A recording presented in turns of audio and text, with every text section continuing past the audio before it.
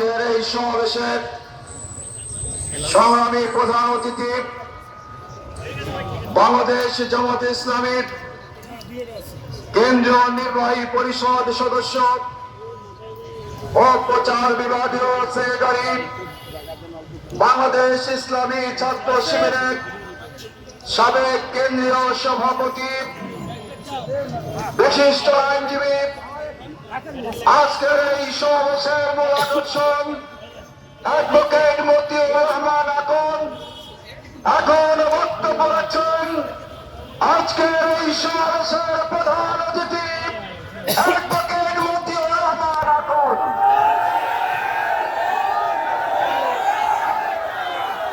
আসসালামু আলাইকুম ওয়া রাহমাতুল্লাহি ওয়া বারাকাতুহু। আলহামদুলিল্লাহি রাব্বিল আলামিন, আসসালাতু ওয়াসসালামু আলা সাইয়্যিদিল মুরসালিন ওয়া আলা আলিহি ওয়া আসহাবিহি ওয়া আহলি বাইতিহি ওয়া সুহাদাই উম্মতিহি আজমাইন। আজকের এই বিশাল জনসমুদ্রের সংগ্রামী সভাপতি, অনেক শহীদের রক্ত ঝরা সংগঠন বাংলাদেশ জামাত ইসলামীর খুলনা মহানগরীর সংগ্রামী আমির অধ্যাপক মাহফুজুর রহমান, মঞ্চে উপস্থিত আছেন দক্ষিণ জনপদের মজলুম জননেতা বিশিষ্ট আলেমে দ্বীন শাইখুল হাদিস, আমাদের সকলের প্রিয় ব্যক্তিত্ব, প্রিয় নেতা মুহাদ্দিস আব্দুল খালেক, উপস্থিত আছেন কেন্দ্রীয় কর্ম পরিষদ সদস্য খুলনা মহানগরী জামাতের সাবেক আমির, নন্দিত নেতা, খুলনা ৬ আসনে জামাত মনোনীত প্রার্থী বিশিষ্ট আলেমে দ্বীন মাওলানা আবুল কালাম আজাদ, খুলনার সংগ্রামী জেলা আমির মাওলানা ইমরান হোসেন সহ জামাত ইসলামীর খুলনা এবং এই অঞ্চলের নেতৃবৃন্দ, আমার আত্মার আত্মীয় খুলনার সংগ্রামী শ্রদ্ধেয় মুজাহিদ ভাইরা, আমি আবার আপনাদেরকে সালাম জানাচ্ছি। আসসালামু আলাইকুম। সত্যি আজকে আমি আবেগে উদ্বলিত এই কারণে, এটা মুন্সি আব্দুল হালিমের রক্ত ঝরা ময়দান, এটা শহীদ আমিনুল ইসলাম বিমানের রক্ত ঝরা মাঠ, এটা শহীদ আবুল কাসিমের কাঠপাঠানের রক্তস্নাত ময়দান, শেখ রহমত আলী এতিম আমানুল্লাহ রক্ত ঝরেছে এই ময়দানে। এই ময়দান আজ কথা বলছে, সেই ময়দানে দাঁড়িয়ে আজ আমি প্রথমে আল্লাহর দরবারে শুকরিয়া আদায় করছি, আলহামদুলিল্লাহ। একজন শহীদের কথা স্মরণ করিয়ে দিয়েই আমি মূল বক্তব্য আপনাদের সামনে উপস্থাপন করতে চাই। শহীদ মাওলানা মতিউর রহমান নিজামী আমিরে জামাত, ওনার ফাঁসি কার্যকর করার আগে আইনজীবী হিসেবে যখন শেষ সাক্ষাতে তার সাথে গিয়েছিলাম, তিনি আমাদের সামনে 10টি পয়েন্ট বলেছিলেন এবং সেই পয়েন্টগুলো বলেছিলেন যে আমার শাহাদতের পর এটা পত্রিকায় প্রকাশ করবে। ওনার ফাঁসি কার্যকর হওয়ার পর এই 10টি পয়েন্ট আমি লিখেছিলাম, বুকলেট আকারে বের হয়েছে এবং জাতীয় দৈনিক, সাপ্তাহিক দৈনিকে এটা প্রকাশিত হয়েছে।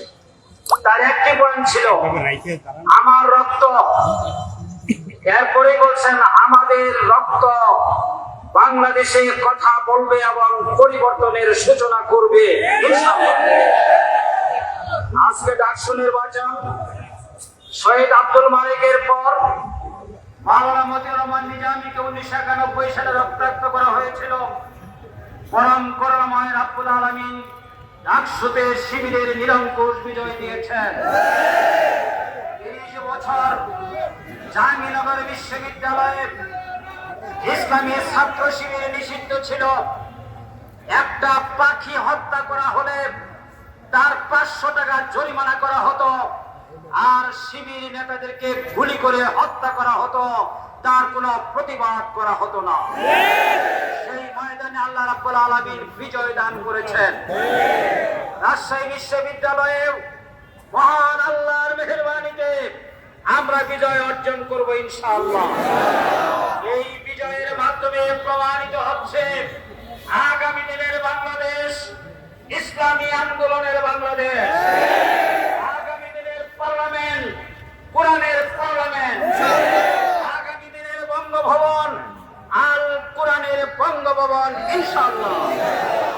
সংগ্রামী বন্ধুগণ, আজকে অনেক ষড়যন্ত্রের কথাই আমাদেরকে বলতে হচ্ছে, কারণ এক শ্রেণীর টকশোজীবী যারা মিথ্যার প্রচারণা চালিয়ে জনগণকে বিভ্রান্ত করেন, তারা বলছেন এবং নেতৃবৃন্দ এখন বলা শুরু করেছেন ঢাকা বিশ্ববিদ্যালয় নাকি ছাত্র শিবির পরিচয় দিয়ে বিজয় হয় নাই।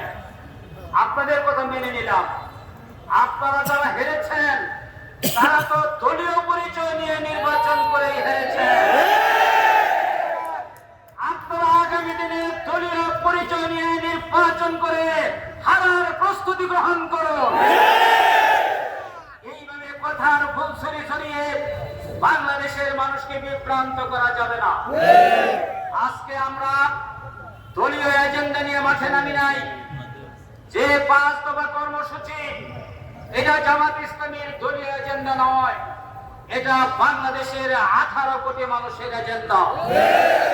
এই এজেন্ডা যদি বাস্তবায়ন না হয়, বাংলাদেশে আবার স্বৈরাচারের পুরো উত্থান ঘটবে।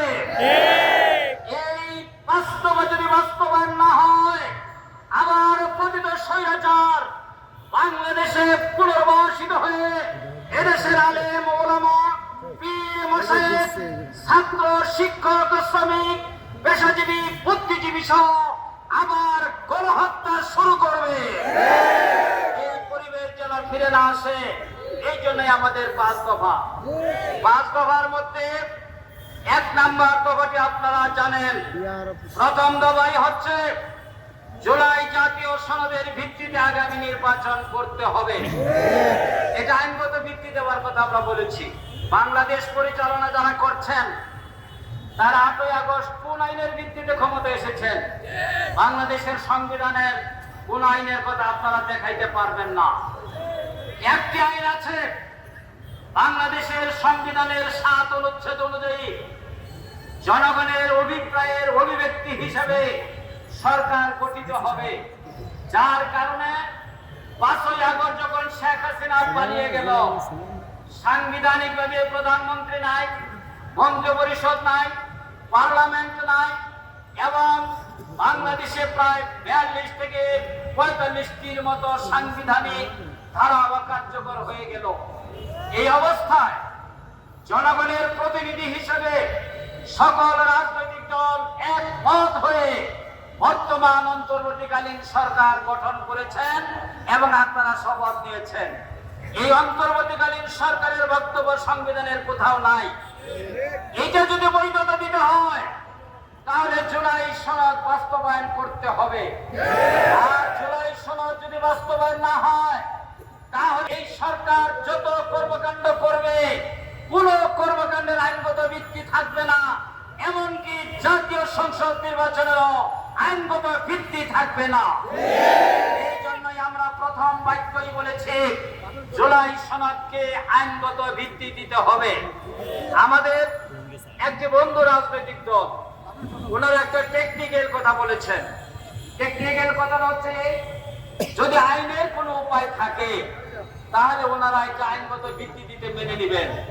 ওনারা জানেন না, শেখ মুজিবুর রহমানের বিদায়ের পর যখন বাংলাদেশে ক্ষমতা আসলেন মুশতাক সাহেব, এরপর সামরিক শাসন, এরপর জেনারেল জিয়াউর রহমান সাহেব ক্ষমতা আসলেন 1977 সালে। তিনি সংবিধানে না থাকা সত্ত্বেও একটি পদ্ধতি অ্যাপ্লাই করেছিলেন, সেই পদ্ধতি হচ্ছে গণভোট। ওনারা ভুলে গেছেন, বাংলাদেশের মানুষের সামনে যদি জুলাই সনদের ভিত্তিতে গণভোট করা হয়, তাহলে এটা আইনি ভিত্তি পেয়ে যায়। আমরা খুলনার জনসমুদ্রে দাঁড়িয়ে বলতে চাই, জুলাই সনদের আইনগত ভিত্তির 2টি পদ্ধতি আছে। একটি জিয়াউর রহমান এই দুটোই করেছিলেন, একটি প্রেসিডেন্সিয়াল অর্ডার, আরেকটি হচ্ছে গণভোটের আয়োজন। যে কোনো একটি পদ্ধতির মাধ্যমে জুলাই সনদকে আইনি ভিত্তি দিয়ে এরপর নির্বাচনের ব্যবস্থা করতে হবে।